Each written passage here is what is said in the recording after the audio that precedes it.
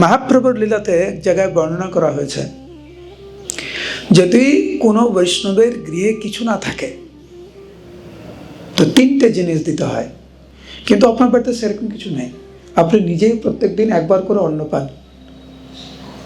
কোনো না কোনোভাবে ডাল সবজিও পান না, হয়তো সামান্য অল্প একটু ডাল ভিক্ষা করে পান, তাদের কি হবে? মহাপ্রভুর 3টি উপদেশ দিয়েছেন। 1, বসার জায়গা, যার বাড়ি আছে তার বসার জায়গা আছে, মাটিতে হলেও একটু বসার জায়গা। অন্যরা দিয়েছে রাজভোগ, অনেক প্রসাদ। মহাপ্রভুর উপদেশ অনুযায়ী যদি বাড়িতে কিছু না থাকে, জল প্রদান করতে বলেছে। জল তো থাকে বাড়িতে, জল।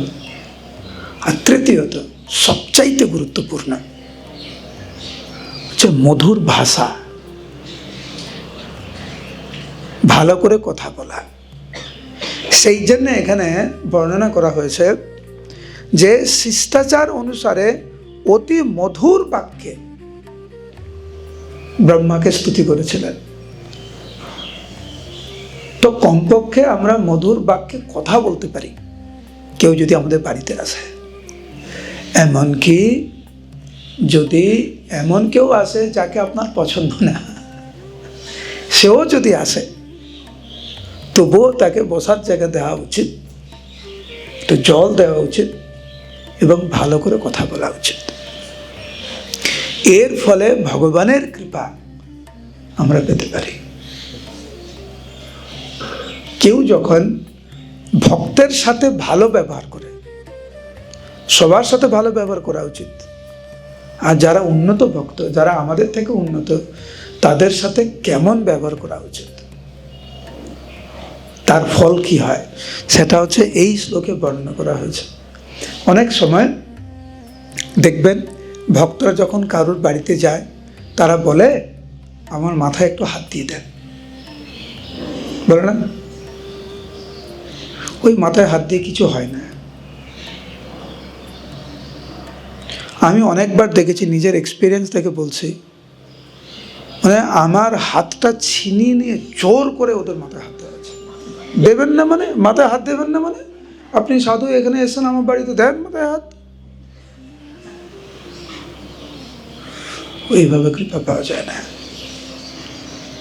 কোনো বৈষ্ণব যখন আপনার প্রতি প্রসন্ন হন, ওইটাই হচ্ছে আসল আশীর্বাদ।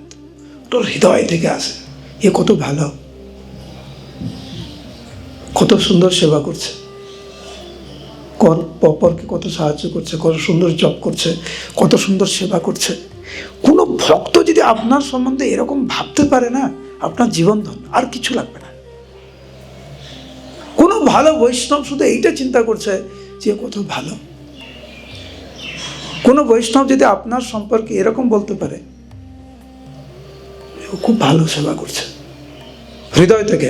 অনেক সময় বৈষ্ণবরা কখনো কখনো কারুকে সন্তুষ্ট করার জন্য বলে ফেলে, ঠিক আছে, হ্যাঁ তুমি খুব ভালো সেবা, কারণ ও জিজ্ঞাসা করে। দেখুন কারোর বাড়িতে গিয়েছে, রান্না করার পরে 10 বার জিজ্ঞেস করছে, ভালো হয়েছে, ভালো হয়েছে, তো একবার বলছে ভালো, আবার জিজ্ঞেস করছে, খুব ভালো, ভালো হয়েছে, হ্যাঁ হ্যাঁ খুব ভালো, 10 বার শুনতে চাই, ঠিক আছে বলে দাও খুব ভালো, লবণ বেশি আছে তবুও বলে হ্যাঁ খুব ভালো, কি করবে? তো অনেক সময় কোনো বৈষ্ণব হয়তো বলতে হয় বলে দিয়েছে খুব ভালো, কিন্তু কোনো বৈষ্ণব যদি হৃদয় থেকে বলে ভগবানের কাছে যে হে প্রভু, ও খুব ভালো সেবা করেছে আপনার, দেখেছো কত সুন্দর মালা গেঁথেছে ভগবানের জন্য, ওই যে ভক্তটা ভাবলো, ওইটাই আশীর্বাদ। আমাদের সেবার, আমাদের মনোভাব দেখে যদি কোনো ভালো বৈষ্ণব যদি প্রসন্ন হন, ওটি হচ্ছে আসল আশীর্বাদ।